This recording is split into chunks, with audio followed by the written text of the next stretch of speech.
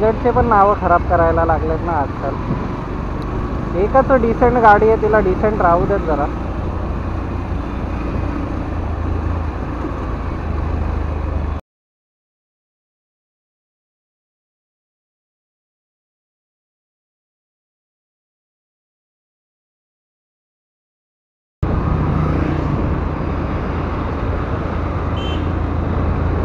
आपल्या बाईकची सर्व्हिसिंग आली आहे आणि सर्व्हिसिंग करायची आपल्याला, पण मी विचार करतो ह्यावेळी आहे ना लोकल सर्व्हिसवाले जे मॅकॅनिक असतात ना त्या लोकांकडून करून घेऊ.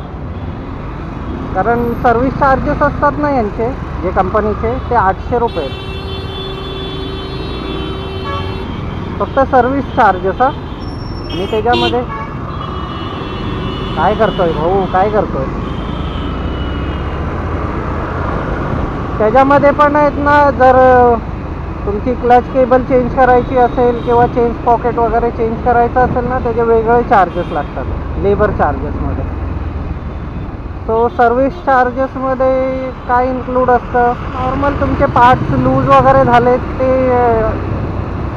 नीट करून देतात तुम्हाला, म्हणजे क्लच टाईट करून देतात, तुमची चेन टाईट करून देतात, प्लस तुमचा स्पार्क प्लग वगैरे असतो तो चेक होतो, बस एवढंच. पण जर लेबर चार्जेस लागतात ना, जर कोणते पार्ट्स रिप्लेस होतात ना त्याच्यावरती लेबर चार्जेस लागतात. आणि लोकल जे मॅकॅनिक्स असतात ते लोक काय करतो हा RX वाला पडला असता आता. जे लोकल मॅकॅनिक्स असतात ते लोक काय करतात की जर रिप्लेसमेंट असेल तुमच्या कोणत्या गोष्टीची, जसं क्लच केबल झाली, चेंज पॉकेट झाली, ऑइल चेंज वगैरे झालं तर ते त्याच्यामध्येच येतं, ते लोकच सर्व करून देतात. तुमचे ब्रेक पॅड वगैरे चेंज करायचे असतात ते पण त्याच्यामध्येच येतं. पण जर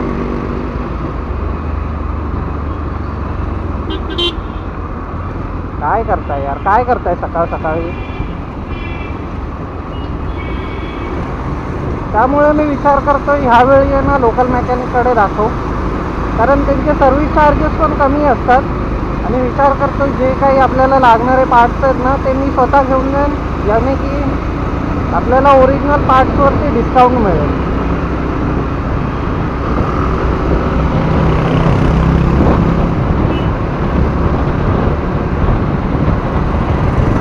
आता त्याच्यासाठी जाऊया आपण. मेन काय माहिती आहे काय की ना आपल्याला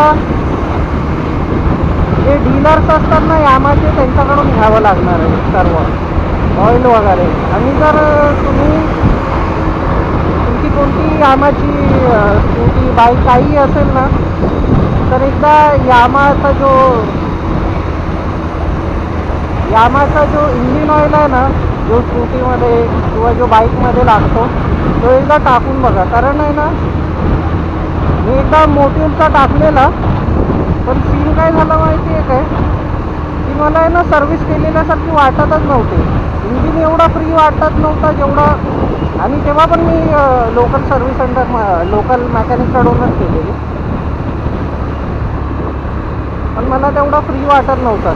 ते असं वाटतच नव्हतं की मी सर्व्हिस केली. सो मी ह्यावेळी विचार केला आहे की यामा लूप करून इंजिन ऑइल येतो ना तो टाकेल.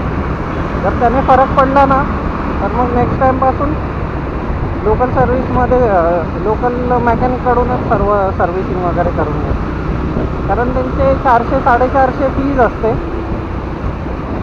तरी पण मी इन जनरल विचारेन त्याला की ह्याचे किती घेणार करून, फक्त ऑइल चेंज करायचे. जर ऑइल चेंज करायचे त्याने कमी सांगितले ना, म्हणजे 450पेक्षा कमी 100-200 वगैरे असं, तर मग मी विचार करतोय बाकीचं काम आहे ना दुसऱ्या मॅकॅनिक वगैरे करून घेईल. त्याने काय होईल माहिती आहे की जो आपण सर्व्हिस चार्ज देतोय ना मॅकॅनिकला जो 450 रुपये तो कमी होतो. भले त्याच्यामध्ये 100-200 रुपयेचा जरी फरक पडला ना तरी भरपूर आहे ते आपल्यासाठी. कारण हिसाब तर तोच होतोय, फक्त थोडी मगजमारी करावी लागते बस. आणि 100-200 रुपये खूप मोठी अमाऊंट होते या अशा गोष्टी.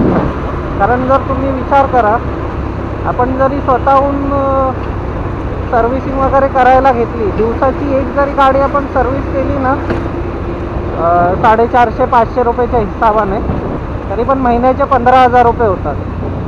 तो जरा डोकं लावा आणि विचार करा की आपल्याला काय कॉस्ट द्यायची आहे समोरच्याला. कारण डोळे झाकून पैसे देणं ना काही अर्थ नाही आहे. आपल्याला माहिती आहे, आपला पण नंबर प्लेटचा सीन झाला, आपली पण नंबर प्लेट वाचते. पण जेव्हा आपण खड्ड्यातून जातो ना तेव्हा आपल्याला समजतं.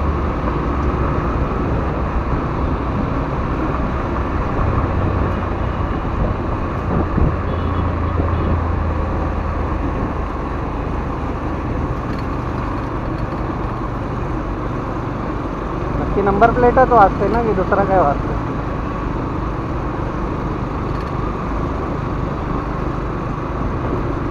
बाईक वॉश पण करायची आहे, कारण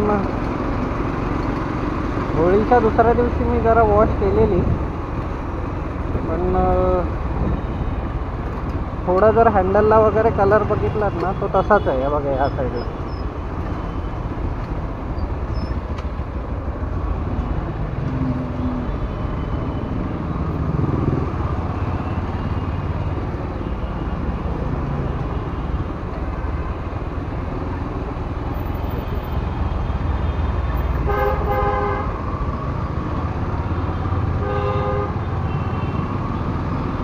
या साईडला वगैरे कलर आहे ना तसाच राहिलाय.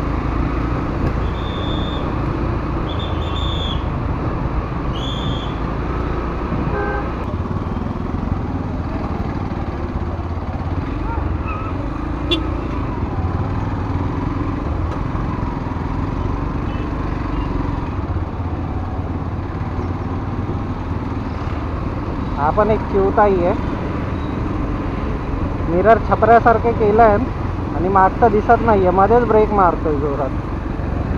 त्याला बिचारा मागचा ठोकता राहिला. त्याने किती जोरात ब्रेक मारला, मला इथपर्यंत आवाज आला. आता थोडा डिस्टन्स बनवून चालू आहे याच्यामध्ये.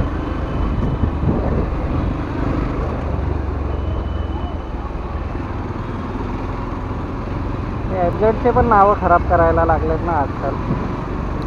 एकच डिसेंट गाडी आहे, तिला डिसेंट राहू देत जरा.